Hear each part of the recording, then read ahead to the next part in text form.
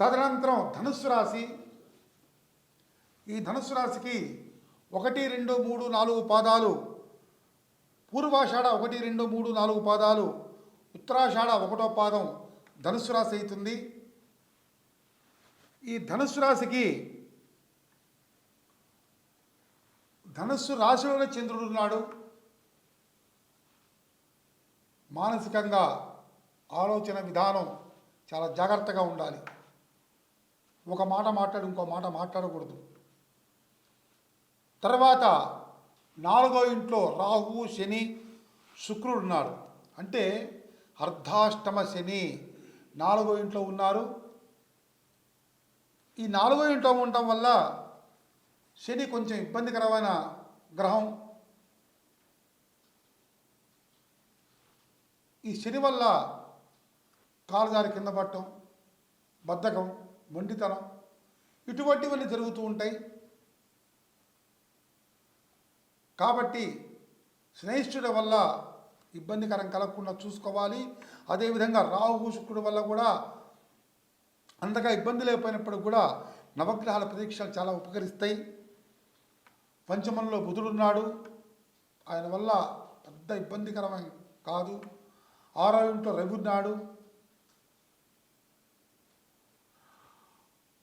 శత్రువులు కలగకుండా చూసుకోవాలి. సప్తమంలో గురుడు ఉన్నాడు.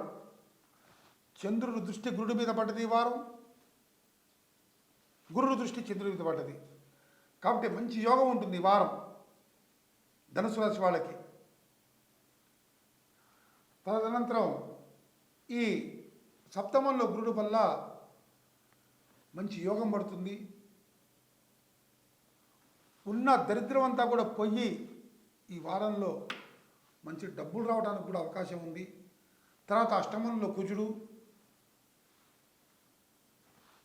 కుజుడు గురించి ఎప్పుడు చెప్పినా కూడా కోపదార్థం తగ్గించుకోవాల్సిందే, లేకపోతే మాత్రం కలిసే వారం కాదు అది. కుజుడు బీపీ కారకుడు, అందులో కర్కాటకంలో నీచబడి ఉన్నాడు కాబట్టి చాలా జాగ్రత్తగా ఉండాల్సిన సమయం. దశమంలో కేతువు ఉన్నాడు, 10వ ఇంట్లో. మంచి యోగాన్ని ఇస్తాడు, ఉద్యోగ ప్రయత్నాలు చేసుకోవచ్చు, భక్తి భావాలు కలగజేస్తాడు. దైవిక కార్యక్రమాలను కూడా ఈ కేతువు చేస్తూ ఉంటాడు. ఇది ధనుసు రాశి యొక్క ఫలితం. ఇది ధనుసు రాశి ఫలితం. ఒక్క శనికి మాత్రం, శని రాహుకి చేసుకుంటే చాలా విశేషంగా ఉంటుందండి.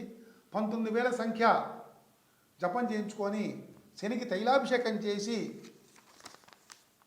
కిలోమో నల్ల నువ్వులు దానం చేసినట్టుంటే చాలా విశేషంగా ఉంటుంది. అష్టమంలో కుజుడు అంటే ఒక మంగళవారం నాడు సుబ్రహ్మణ్య స్వామికి పాలాభిషేకం చేస్తే చాలా విశేషంగా ఉంటుంది. ఇది ధనుసు రాశి ఫలితం.